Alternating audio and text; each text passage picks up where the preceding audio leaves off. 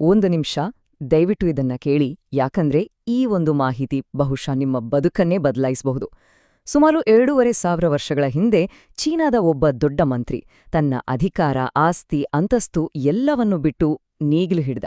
ಆತ ಕಂಡುಹಿಡ್ದ ಆ ಒಂದು ಅಕ್ಷಯ ಪಾತ್ರೆಯ ರಹಸ್ಯ ಇದೆಯಲ್ಲ, ಅದೇ ಇವತ್ತು ಚೀನಾವನ್ನು ಕೃಷಿಯಲ್ಲಿ ಜಗತ್ತಿನ ನಂಬರ್ 1 ಮಾಡಿರೋದು. ಏನದು ರಹಸ್ಯ? ಬನ್ನಿ ಅದರ ಆಳ ಕೇಳಿಯೋಣ. ಈ ಪ್ರಶ್ನೆ ಕೇಳಿದಾಗ ಇದೇನಪ್ಪ ಸುಮ್ನೆ ಕತೆ ಹೇಳ್ತಿದ್ದಾರೆ ಅಂತ ಅನ್ಸ್ಬಹುದು. ಆದ್ರೆ ಇದು ಕಥೆಯಲ್ಲ, ಸತ್ಯ. 2,500 ವರ್ಷಗಳ ಹಿಂದೆಯೇ ಚೀನಾದ ಆ ಮಂತ್ರಿ ತನ್ನ ದೊಡ್ಡ ಹುದ್ದೆ ಬಿಟ್ಟು ಕೃಷಿಗೆ ಇಳಿದು ಈ ಪ್ರಶ್ನೆಗೆ ಉತ್ತರ ಕಂಡುಹಿಡಿದಿದ್ದ. ಆ ಅದ್ಭುತ ರಹಸ್ಯ ಏನು? ಅದನ್ನ ನಮ್ಮ ನೆಲದಲ್ಲಿ, ನಮ್ಮ ಹೊಲದಲ್ಲಿ ನಾವು ಕೂಡ ಮಾಡೋಕ್ಕಾಗತ್ತಾ? ಖಂಡಿತ ಆಗತ್ತೆ. ಹೇಗೆ ಅಂತ ನೋಡೋಣ ಬನ್ನಿ. ಇವರೇ ನೋಡಿ ಆ ಮಹಾನ್ ವ್ಯಕ್ತಿ, ಫ್ಯಾನ್ ಲಿ ಅಂತ. ಒಂದು ದೊಡ್ಡ ಸಾಮ್ರಾಜ್ಯದ ಮಂತ್ರಿಯಾಗಿದ್ದವರು. ಆದ್ರೆ ಒಂದು ದಿನ ಅವ್ರಿಗೆ ಜ್ಞಾನೋದಯ ಆಯ್ತು. ಅರಮನೆ, ಅಧಿಕಾರ ಎಲ್ಲ ಬಿಟ್ಟು ತಮ್ಮ ಮನೆ ಪಕ್ಕದಲ್ಲಿದ್ದ ಕೆರೆ ದಡದಲ್ಲೇ ಬಂದು ಕೂತ್ಕೊಂಡ್ರು. ಒಂದಲ್ಲ ಎರಡಲ್ಲ, ಪೂರ್ತಿ 3 ವರ್ಷ ಕೇವಲ ಪ್ರಕೃತಿಯನ್ನು ಗಮನಿಸೋದು. ಮೀನುಗಳೇನ್ ತಿಂತವೆ? ಬಾತ್ಕೋಳಿ ಹಿಕ್ಕೆ ನೀರಿಗ್ ಬಿದ್ರೆ ಏನಾಗತ್ತೆ? ಕೆರೆಯ ತಳದ ಮಣ್ಣಲ್ಲಿ ಅಂಥದ್ದೇನಿದೆ? ಈ ಎಲ್ಲ ಪ್ರಶ್ನೆಗಳಿಗೆ ಅವರು ಉತ್ತರ ಕಂಡುಹಿಡಿದ್ರು. ನೋಡಿ, ಅವರ ತತ್ವ ಇದಾಗಿತ್ತು. ಈ ಒಂದೇ ಒಂದು ಯೋಚನೆ ಅವರನ್ನ ಅಧಿಕಾರದ ಕುರ್ಚಿಯಿಂದ ಕೆಳಗಿಳಿಸಿ ಮಣ್ಣಿನ ಮಗನಾಗಿ ಮಾಡಿತು. ಅವರ ಈ ಮಾತು ಇವತ್ತಿಗೂ ಎಷ್ಟು ನಿಜ ಅಲ್ವಾ? ಅನ್ನ ಬೆಳೆಯೋ ರೈತನಿಗಿಂತ ದೊಡ್ಡ ಯೋಧ ಬೇರೆ ಯಾರಿದ್ದಾರೆ ಹೇಳಿ? ಇದೇ ನಂಬಿಕೆ ಅವರ ಯಶಸ್ಸಿನ ಮೊದಲ ಮೆಟ್ಟಿಲಾಯಿತು. ಸರಿ, ಈಗ ಫ್ಯಾನ್ ಲಿ ಅವರ ರಹಸ್ಯದ ಅತಿ ಮುಖ್ಯವಾದ ಭಾಗಕ್ಕೆ ಬರೋಣ. ಅವರು ಕಂಡುಹಿಡಿದ ಆ ಸಿಸ್ಟಮ್ ಇದೆಯಲ್ಲ, ಅದೇ ಅಕ್ಷಯ ಆಹಾರ ಚಕ್ರ. ಅಂದ್ರೆ ಯಾವ ವಸ್ತುವೂ ವೇಸ್ಟ್ ಆಗಲ್ಲ, ತನಗೆ ತಾನೇ ಆಹಾರ ಸೃಷ್ಟಿ ಮಾಡಿಕೊಳ್ಳುವ ಒಂದು ಅದ್ಭುತ ನ್ಯಾಚುರಲ್ ಸಿಸ್ಟಮ್. ಈ ಸ್ಲೈಡನ್ನು ಸ್ವಲ್ಪ ಗಮನವಿಟ್ಟು ನೋಡಿ. ಇದೊಂದು ರೀತಿ ಮ್ಯಾಜಿಕ್ ಇದ್ದ ಹಾಗೆ. ಮೊದಲನೇದಾಗಿ, ಕೆರೆ ದಡದಲ್ಲಿರುವ ಬಾತುಕೋಳಿ ಹಿಕ್ಕೆ ಹಾಕತ್ತೆ. ಅದು ನೀರಿಗೆ ಬೀಳುತ್ತೆ. ಅದರಿಂದ ಪಾಚಿ ಹುಟ್ಕೊಳ್ಳುತ್ತೆ. ಆ ಪಾಚಿಯೇ ಮೀನುಗಳಿಗೆ ಫ್ರೀಯಾದ ಊಟ. ಆಮೇಲೆ ಮೀನುಗಳು ಹಾಕುವ ಹಿಕ್ಕೆ ಕೆರೆಯ ತಳದಲ್ಲಿ ಸೇರಿ ಅತ್ಯುತ್ತಮವಾದ ನೈಸರ್ಗಿಕ ಗೊಬ್ಬರ ರೆಡಿಯಾಗತ್ತೆ. ಆ ಗೊಬ್ಬರ ಬಳಸಿ ದಡದಲ್ಲಿ ತರಕಾರಿ ಬೆಳಿಬೋದು. ಕೊನೆಗೆ ಆ ತರಕಾರಿಯ ವೇಸ್ಟ್ ಮತ್ತೆ ಬಾತುಕೋಳಿಗಳಿಗೆ ಆಹಾರವಾಗತ್ತೆ. ನೋಡಿದ್ರಾ? ಒಂದು ಪರ್ಫೆಕ್ಟ್ ಸರ್ಕಲ್. ಹೊರಗಡೆಯಿಂದ ₹1 ಖರ್ಚಿಲ್ದೆ ಎಲ್ಲವೂ ಅಲ್ಲೇ ರೆಡಿಯಾಗತ್ತೆ. ಇವತ್ತಿನ ಕೃಷಿ ಭಾಷೆಯಲ್ಲಿ ಇದಕ್ಕೆ ಸಮಗ್ರ ಕೃಷಿ ಅಥವಾ ಇಂಟಿಗ್ರೇಟೆಡ್ ಫಾರ್ಮಿಂಗ್ ಅಂತ ಹೇಳ್ತಾರೆ. ಇದರ ದೊಡ್ಡ ಶಕ್ತಿ ಅಂದ್ರೆ ಇದು ಸ್ವಾವಲಂಬಿ.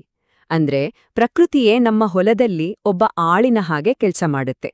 ನಾವು ಬುದ್ಧಿವಂತಿಕೆಯಿಂದ ಎಲ್ಲವನ್ನೂ ಜೋಡಿಸಿದ್ರೆ ಸಾಕು. ಫ್ಯಾನ್ ಲಿ ಅವರ ಮೊದಲನೇ ರಹಸ್ಯ ಅಕ್ಷಯ ಆಹಾರ ಚಕ್ರ. ಆದ್ರೆ ಎರಡನೇ ರಹಸ್ಯ ಅದಕ್ಕಿಂತಲೂ ಮುಖ್ಯವಾದದ್ದು. ಒಂದೇ ಕೆರೆಯಿಂದ ಲಾಭವನ್ನ ಡಬಲ್, ಟ್ರಿಪಲ್ ಮಾಡೋದು ಹೇಗೆ ಅನ್ನೋದು. ಬನ್ನಿ ಅದು ಹೇಗೆ ಅಂತ ನೋಡೋಣ. ಅವರ ನಿಯಮ ತುಂಬಾನೇ ಸಿಂಪಲ್ ಆಗಿತ್ತು. ಯಾವತ್ತೂ ಒಂದೇ ಕೆರೆಯಲ್ಲಿ ಒಂದೇ ತಳಿಯ ಮೀನನ್ನು ಮಾತ್ರ ಸಾಕಬಾರದು. ಇದಕ್ಕೆ ಪಾಲಿಕಲ್ಚರ್ ಅಂತಾರೆ. ಅಂದ್ರೆ ಬೇರೆ ಬೇರೆ ಜಾತಿಯ ಮೀನುಗಳನ್ನು ಒಟ್ಟಿಗೆ ಒಂದೇ ಕೆರೆಯಲ್ಲಿ ಬೆಳೆಸೋದು. ಯಾಕೆ ಹೀಗ್ ಮಾಡಬೇಕು? ಅದಕ್ಕೊಂದು ಸೂಪರ್ ಕಾರಣವಿದೆ. ಈ ಸ್ಲೈಡ್ ಎಷ್ಟ್ ಚೆನ್ನಾಗಿ ಹೇಳುತ್ತೆ ನೋಡಿ. ಒಂದು ಕೆರೆ ಅಂದ್ರೆ ಅದೊಂದು 4 ಅಂತಸ್ತಿನ ಮನೆ ಇದ್ದ ಹಾಗೆ. ಪ್ರತಿಯೊಂದು ಫ್ಲೋರ್ನಲ್ಲೂ ಬೇರೆ ಬೇರೆ ಮೀನುಗಳು. ನೀರಿನ ಮೇಲ್ಭಾಗದಲ್ಲಿ ರೋಹು ಮೀನು, ಮಧ್ಯದಲ್ಲಿ ಕಟ್ಲ, ಕೆಳಗಡೆ ತಳದಲ್ಲಿ ಮೃಗಾಲ ಮೀನು, ಇನ್ನು ಕೆರೆಯಲ್ಲಿ ಬೆಳೆಯೋ ಕಳೆ ತಿನ್ನೋಕೆ ಹುಲ್ಲುಗೆಂಡಿ. ಹೀಗೆ ಮಾಡಿದ್ರೆ ಮೀನುಗಳ ಮಧ್ಯೆ ಊಟಕ್ಕೆ ಜಗಳ ಇರಲ್ಲ.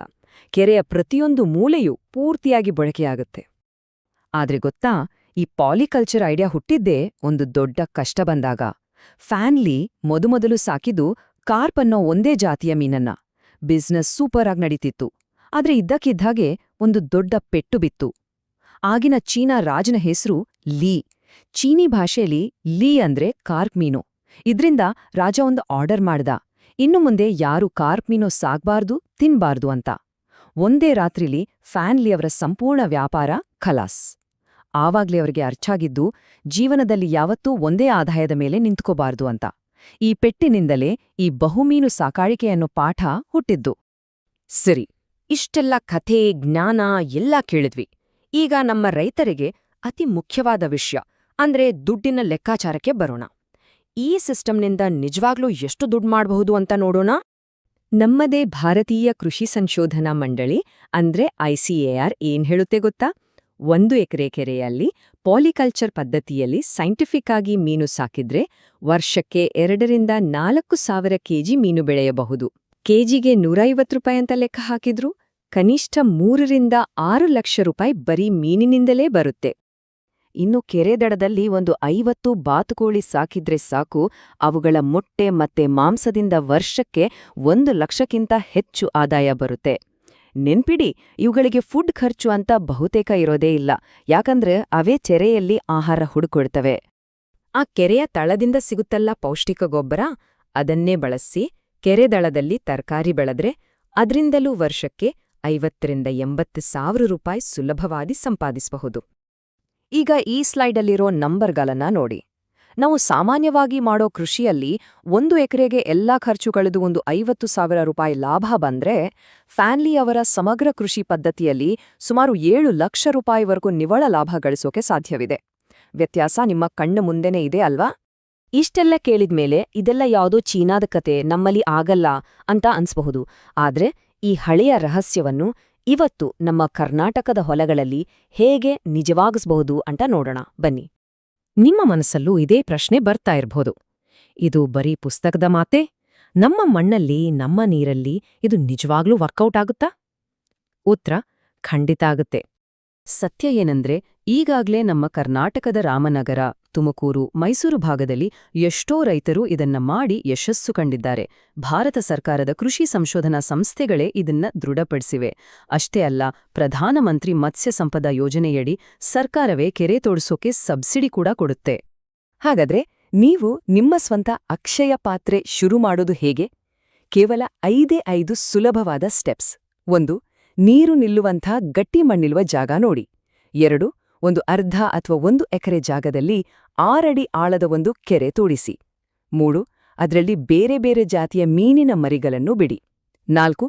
ಕೆರೆ ದಡದ ಮೇಲೆ ಬಾತುಕೋಳಿ ಸಾಕಲು ಒಂದು ಸಣ್ಣ ಶೆಡ್ ಮಾಡಿಕೊಳ್ಳಿ. 5.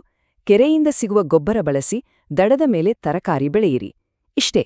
ಸರಿಯಾಗಿ ಮಾಡಿದ್ರೆ ಒಂದೇ ವರ್ಷದಲ್ಲಿ ಹಾಕಿದ ದುಡ್ಡು ವಾಪಸ್ ಬರುತ್ತೆ. 2ನೇ ವರ್ಷದಿಂದ ಶುದ್ಧ ಲಾಭ ನಿಮ್ಮ ಜೇಬಿಗೆ. ರೈತ ಬಂಧುಗಳೇ, ಒಂದ್ ಕ್ಷಣ ಯೋಚನೆ ಮಾಡಿ. ನಮ್ಮ ರೈತರು ಬೆಳಿಗ್ಗೆ ಎದ್ದು ಆಕಾಶ ನೋಡ್ತಾರೆ, ಮಳೆ ಬರ್ಲಿ ಅಂತ ಬೇಡ್ಕೋತಾರೆ. ಬೆಳೆ ಕೈ ಕೊಟ್ಟಾಗ ಸಾಲದ ಚಿಂತೆಲಿ ರಾತ್ರಿ ನಿದ್ದೆ ಮಾಡಲ್ಲ. ಹಗ್ಲು ರಾತ್ರಿ ದುಡಿದ್ರೂ ಕೈಗೇನೂ ಉಳಿಯಲ್ಲ. ಇದು ನಮ್ಮಲ್ಲಿ ಹಲವರ ಕಥೆ ಅಲ್ವಾ? ಆದ್ರೆ ಆ ಕಷ್ಟದ ಜೀವನದಿಂದ ಹೊರಗ್ಬರೋಕೆ ಒಂದು ದಾರಿ ಇದೆ. ಆರ್ಥಿಕವಾಗಿ ಗಟ್ಟಿಯಾಗಿ ಸಮಾಜದಲ್ಲಿ ತಲೆ ಎತ್ತಿ ಬದುಕುವಂಥ ಒಂದು ಭವಿಷ್ಯ ನಮ್ಮ ಕೈಯಲ್ಲೇ ಇದೆ.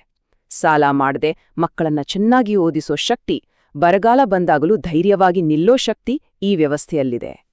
ಹಾಗಾದ್ರೆ ಒಂದು ಸಲ ಯೋಚನೆ ಮಾಡಿ, ನಿಮ್ಮ ಹೊಲದ ಮೂಲೆಯಲ್ಲಿರೋ ಆ ಒಂದು ತಗ್ಗು ಜಾಗವೇ ನಿಮ್ಮ ಮನೆಗೆ ಒಂದು ಅಕ್ಷಯ ಪಾತ್ರೆ ಆಗ್ಬೋದಾ? ಈ ಪ್ರಶ್ನೆಯನ್ನು ಪ್ರತಿಯೊಬ್ಬರೂ ತಮಗೆ ತಾವೇ ಕೇಳ್ಕೊಳ್ಬೇಕು. ಅಣ್ಣ ತಮ್ಮಂದಿರೇ, ಅಕ್ಕ ತಂಗಿಯರೇ, 2,500 ವರ್ಷಗಳ ಹಿಂದೆ ಫ್ಯಾನ್ಲಿ ಅನ್ನೋ ಮನುಷ್ಯ ಒಂದು ಕೆರೆ ತೋಡಿ ಇತಿಹಾಸ ಸೃಷ್ಟಿಸಿದ. ಆ ಜ್ಞಾನ ಇವತ್ತಿಗೂ ಅಮೂಲ್ಯ. ನಿಮ್ಮ ಹೊಲದಲ್ಲೇ ಆ ಅವಕಾಶ ಇದೆ, ನಿಮ್ಮ ಕೈಯಲ್ಲೇ ಆ ಶಕ್ತಿ ಇದೆ. ಮುಂದಿನ ಯಶಸ್ವಿ ರೈತ ನೀವೇ ಆಗಿರ್ಬೋದು. ಈ ಮಾಹಿತಿಯನ್ನ ನಿಮ್ಗೆ ಮಾತ್ರ ಇಟ್ಕೋಬೇಡಿ, ನಿಮ್ಮ ಹಾಗೆ ಕಷ್ಟಪಡ್ತಾ ಇರೋ ಬೇರೆ ರೈತ ಸ್ನೇಹಿತರಿಗೂ ಬಂಧುಗಳಿಗೂ ಕಳಿಸಿ. ಎಲ್ಲರೂ ಒಟ್ಟಿಗೆ ಬೆಳೆಯೋಣ. ಇಂಥ ಇನ್ನಷ್ಟು ಉಪಯುಕ್ತ ವಿಷಯಗಳಿಗಾಗಿ ನಮ್ಮ ಜೊತೆ ಇರಿ. ಜೈ ಕಿಸಾನ್.